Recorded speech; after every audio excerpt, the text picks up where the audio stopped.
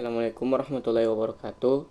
Saya Zulkifli Maliki dari HES2B akan memenuhi tugas yang diampu oleh Bapak Adrian Kasim, mata kuliah Fikih Muamalah. Itu tugas menjawab 5 pertanyaan. Pertanyaan yang pertama, jelaskan tentang hiwala dan contohnya. Baik, terima kasih. Jadi, hiwala secara bahasa artinya pindah.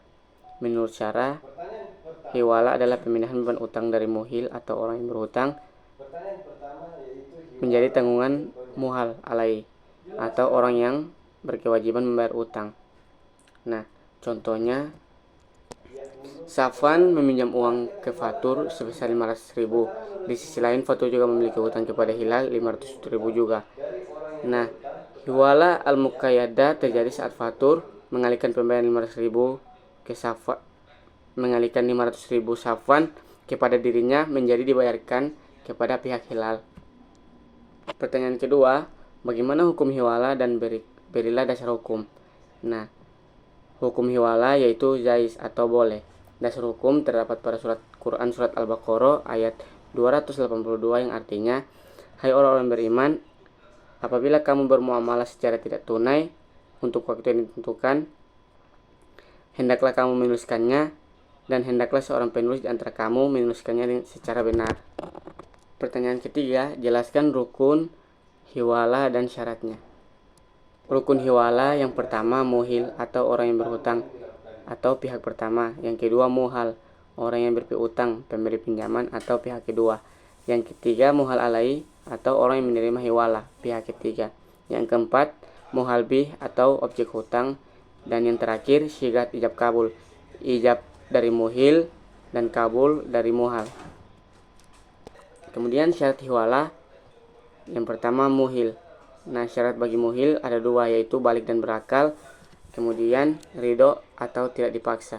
Untuk muhal atau pihak kedua yaitu ada dua, balik dan berakal, kemudian ada persetujuan dari muhal terhadap muhil yang melakukan hiwala.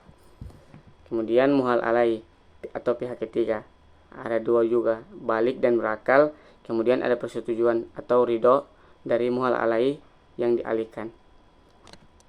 Kemudian hutang yang dialihkan itu ada dua. Yang pertama, sesuatu yang dialihkan itu adalah sesuatu yang sudah dalam bentuk hutang piutang yang pasti.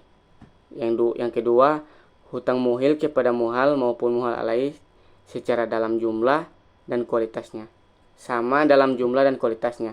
Menurut mazhab Syafi'i juga menambahkan bahwa kedua hutang itu harus sama pada waktu jatuh temponya. Jika tidak sama, maka tidak sah akad hiwala. Kemudian pertanyaan keempat, sebutkan menjelaskan macam-macam hiwala dan berilah contoh masing-masing. Nah, hiwala terbagi menjadi dua, hiwala muqayyada dan hiwala mutlaka. Hiwala muqayyada yaitu jika muhil adalah orang yang berhutang sekaligus berpiutang kepada muhal alai.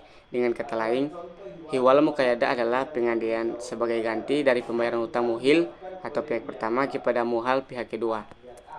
Sedangkan hiwala mutlakah terjadi jika muhil adalah orang yang berhutang tetapi tidak berhutang kepada muhal alai. Artinya pengalian utang yang tidak ditegaskan sebagai ganti rugi dari pembayaran hutang muhil pihak pertama kepada muhal pihak kedua.